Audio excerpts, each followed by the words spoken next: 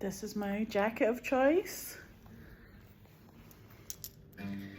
This is my crystal that I wore to Sundance every year.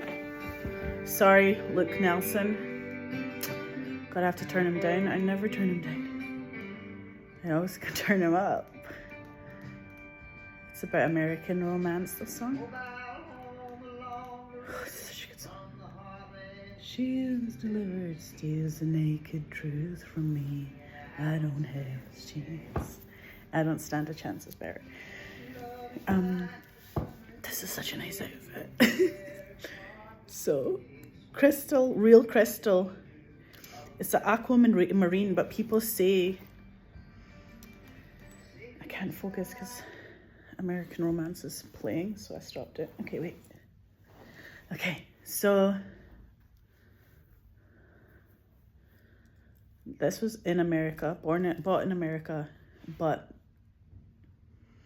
I think it's like the first crystal I ever had. But like my niece Tara gave me, when she was a wee girl, she gave me a rose quartz crystal from like her Steiner school.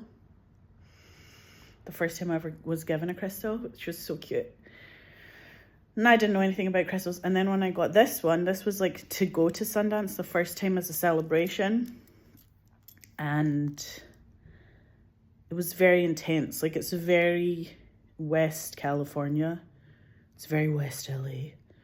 But it's also intense because I got it at the Brentwood Country Mart, which is where like Elizabeth Taylor used to have like chicken baskets, chicken and chips, chicken and fries with barbecue sauce. That place is still there. But that is like an epic place to go. This is where I got it, and like all my pals were so supportive at that time,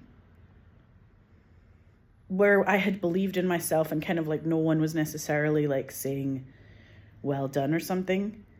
When Good Day went to Sundance, that was the first film I ever did, and I was like a child.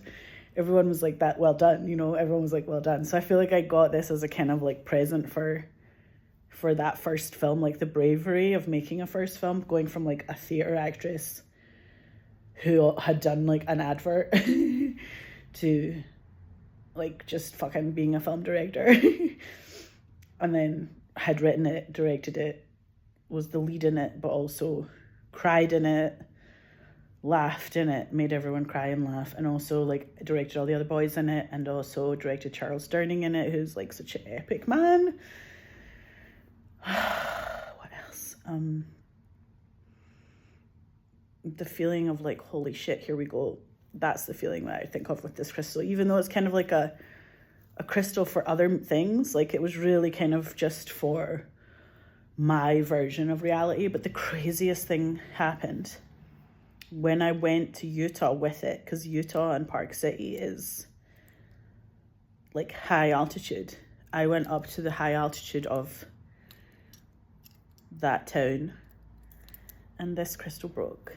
It broke, and I remember fucking being so fucking devastated. And then I was like, it doesn't matter, because I actually have a film in Sundance. Like my first feature film went to Sundance, so I can like shut up about a piece of jewelry breaking and a crystal breaking. But it was only like years later when I talked to my crystal healer Azalea at Place 8 Healing Crystals in LA. She's actually like a master crystal healer. She's a fucking genius. She's got like a PhD in crystals basically. And when I was talking to her about it, she was like, oh yeah, sometimes they break for you. And I was like, oh fuck, I love that version of reality, because like I was going, it's broken and it's so sad, it's so gothic. It's a William Faulkner story, you know what I mean? Like it's sad, it's Chekhov in the third act, it's all the sad parts of Hamlet, you know what I mean? You're like, they never get together.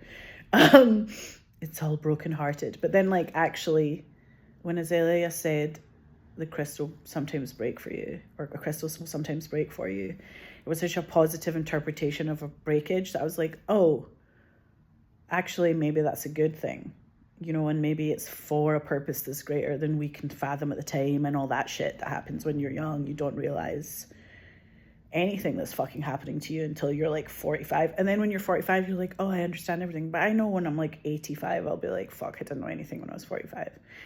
And now I understand it all, you know what I mean? that's why old people are so relaxed. They're serene because they got to the end of the video game. They're like, I did the final like level or whatever. Like, I think that the older you get, the more fine, like the finer you get, the more pristine. It's like you're polished. I think we're polished crystals. I think we're polished with diamonds. And yeah, so basically I took it back to the woman at the Brentwood Country Mart, whatever that jewelry shop is in there, and I said, yo man, like it broke. Maybe it was the altitude, I don't know. And she was like, yo, I cannot fix it. And I was like, oh, that's a shame, because it was literally like a crazy thing to have happen. Like, it was very random and it was right after I got it. So I was like, so what did I do? Did I glue it? I got somebody to super glue it, and I don't know who fucking super glued it for me, but somebody in LA super glued it for me, which is also like a sweet thing. I wonder who did that. I have no memory of like who fixed it. But it looks totally like it isn't broken, but you can kind of see here where it's got a little like, I do that because I have a veneer layer, but if you break a tooth, you're like, remember what it feels like to break something.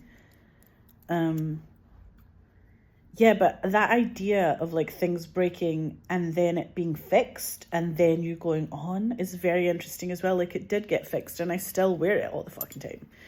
So that's the other thing. It's not like it broke and like I turned it into 2 pieces of jewelry or something. It's like it's the same thing that I had before. It's just got a tiny little thing in it that is literally that thing in Japanese culture where they're like, make the crack gold, because the breakage is the most interesting part. God, my hair is like fucking in the way today. Oh my God. What am I saying? Okay, literally I can't even fucking remember what I was saying. I was talking about something else. Yeah, so I have everybody's Christmas presents I'm giving everyone at the play. I can't wait.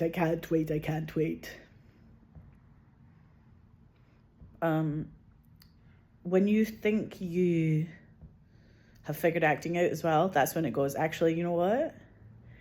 You don't know what you're doing at all. Like, just go with the flow again. You kind of go, all right, I forgot like 25 things now.